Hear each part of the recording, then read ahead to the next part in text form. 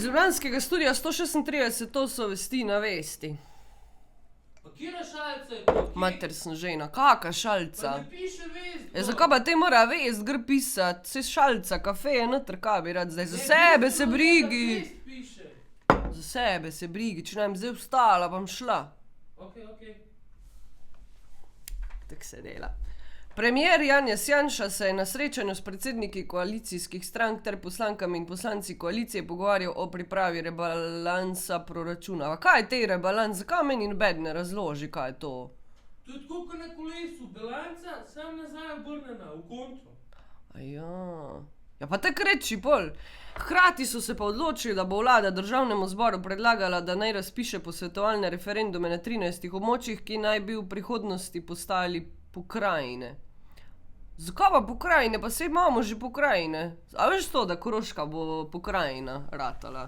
Kaki butli so, pa ja je že pokrajina. A ni špasno to, kako to študirajo? Za Primorska ima pa 2 pokrajine. Kaj mene briga Primorska, dej? Kaki kekci, no. Koaliciji se zdi smiselno, da v tistih pokrajinah, kjer obstajajo dileme glede imena oziroma poimenovanja pokrajin, kot je na Primorskem oziroma na južnem in severnem Primorskem in še ponekod drugot, vpraša ljudi tudi za katero ime oziroma katero ime bi izbrali za svojo pokrajino, če je bila ta ustanovljena. Predsednik vlade je prepričan, da je to najbolj racionalna odločitev. To pa vem, kaj pomeni. Na vprašanje o tem, zakaj ne podoben predlog opozicije vlada pred časom ni pristala, pa je odgovoril takole. Dej, da vidim, no. Na nek način koalicija s tem svojim predlogom, ki ga je izoblikovala danes, stopa korak k recimo temu bistvu te ponudbe, da se posvetujemo z volivkami in volivci o pokrajinah, vendar pa je ta predlog z strani koalicije modificiran v tem smislu, da je tudi uporaben. Ker nima smisla v celi državi odločati o vseh pokrajinah, smiselno je, da se v pokrajinah odloča po območjih, ki so predvidena za ustanovitev nove pokrajine. Drugače je pa predsednik vlade obiskal tudi Gospodarsko zbornico Slovenije, kjer se je udeležil otvoritve slovenskega poslovnega tedna. Podlaga otvoritev STP. A je to imaš ti? Tam je bilo okoli 80 predstavnikov podjetij Zahodnega Balkana, predstavnikov ministrstev, veleposlaništev in gospodarskih zbornic teh držav ter skoraj 100 slovenskih gospodarstvenikov. Častni govornik je bil predsednik vlade Janez Janša, ki se je pred začetkom srečanja vpisal v zlato knjigo. Kako pa misliš, da se je vpisal? A imajo kakšne posebne kulje pa to? No, se vseeno. Janša je zbranim spregovoril o vstopanju v Evropsko unijo, povedal je pa tudi nekaj besed o ustanavljanju podjetij. Skoraj polovica prebivalcev Evropske unije še nikoli ni pomislilo, da bi ustanovilo svoje podjetje ali začelo kakršnokoli aktivnost na lastno inicijativo. Zaradi tega je dan poseben poudarek malim in srednjim podjetjem. In seveda, vedno je tako, oziroma skoraj vedno je tako, da ni možno, da kar takoj nastane veliko podjetje. Najprej nastane malo podjetje. Civilna družba Slovenije za pravično mejo... pravično mejo s Hrvaško, pa kje so pa to pobrali? In zavod 25. junij, ta je tudi dobra. A me ti hecaš malo danes, kaj? Ko piše? No, v glavnem, še ta dva sta organizirala javno tribuno o odločitvah glede meje s Hrvaško.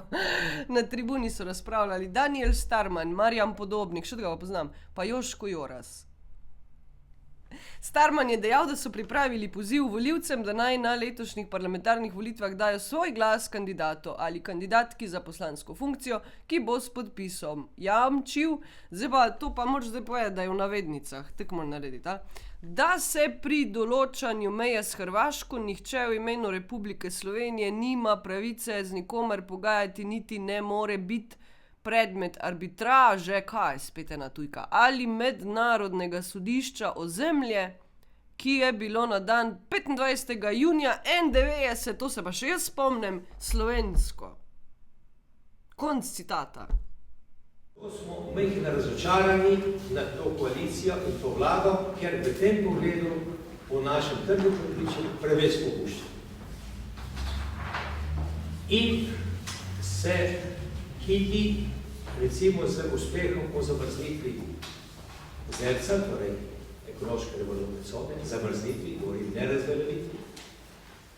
Čeprav vemo, da je to samo divni mehurček, se Hrvaška ni razdeljavila zemljevidov, ki jih je v zvezi s tem sprejela, in zamrznjena stvar se lahko tudi odmrzne kadarkoli. Samo veš, da bi si mogla malo špegle spucati. Minister za pravosodje Lovro Šturmov Lovro se je sestal s predstavniki sodstva. Vlada bo letos, sam ne smem reči vlada bo letos za odpravo sodnih zaostankov namenila še dodatne 3 milijone evrov. Tako naj bi se po merilih, ki jih bo določil sodni svet, med sodnike razdelilo spet skupaj 6 milijonov evrov. A si norce delajo z mene, ali kaj?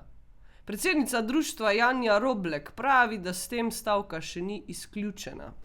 Zagotovo ne, o tem, kaj se bo dogajalo naprej, bo odločal glavni odbor v petek.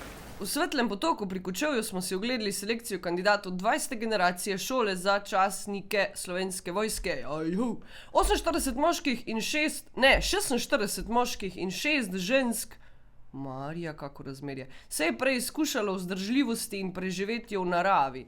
V šolo za častnike pa jih bojo sprejeli 30. Ob 8 uri štartajo, začne se dan z delovnimi točkami. V tem dnevu je 8 delovnih točk. Začnejo z metom bombe v cilj, potem imajo plazanje po trebuhu, potem polnjenje shrambe, plazanje 4-nožno, zaustavitev krvavitve, višinsko preverjanje, merjenje azimutov in pa zadnja delovna točka je izvleka bremena na čas. Slovenija, Slovenija, Slovenija, kulturac.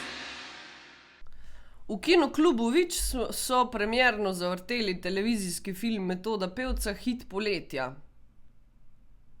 Glavno vlogo mladega rahločutnega dekleta, ki se po težavah na študiju v Ljubljani vrne domov in želi ustvariti pevsko kariero, je odigrala Ula Furlan. A ni to od Miše Molkove včeraj? Baje. Meni se tudi zdi. Daj da vidim, no. V bili sem jaz veliko razmišljal, zakaj je njen obraz tako ekspresiven in zakaj tako lepo deluje. V bili sem ugotovil, da je pravzaprav ključna stvar, da imaš pred kamero poštene ljudi, iskrene, odprte, zaradi tega, ker je kamera vedno prepozna vsako sprenevedanje, nepristnost, neko performiranje, in je to mogoče nekaj, kar si se prvi naučil. En knap grup bo danes v Stari elektrarni zaigrala 2 predstavi. Ukrep je nastal pod režijsko taktirko letošnjega nagrajenca Prešernovega sklada Sebastiana Horvata, ukaz pa je delo koreografa Matjaža Fariča. Horvatova predstava temelji na kontekstu zadnjega prizora Brechtovega ukrepa, ki so ga do leta 1933 v Nemčiji uprizorili 7-krat, pol je pa Brecht ponovnim uprizoritvam odločno nasprotoval, ker naj bi šlo za zagovor stalinističnih pobojev. Horvat nam je zaupal, zakaj se je odločil za Brechtov ukrep. Ti, a že mene to tudi zanima, zakaj bi to človek naredil? Zakonodaja se na vseh straneh, koliko je le mogoče, vedno bolj, vse je prepovedano in tudi umetnost je še zmeraj prepovedana, teksti so prepovedani, tako da razumem, kako je to možno. V demokraciji vedno večji presek tega zakona. Drugače pa še povedal tudi, kaj pomeni, da je ukrep prepovedan. Ja, kaj pa lahko pomeni, če je prepovedan? Pač prepovedan je. To pomeni, da dediči, lastniki avtorskih pravic prepovedujejo uprizarjanje tega besedila.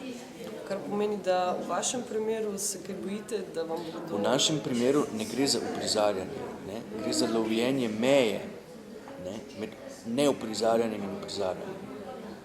Torej to v bistvu ni ta tekst. Ne, to je točno ta tekst. Pa še vreme na Koroškem. Cela pokrajina se bo šajnala od sonca. Tak šajnalo se bo, da bojo lahko vse servise poskrili, une za jesti, se reče servis, vseeno.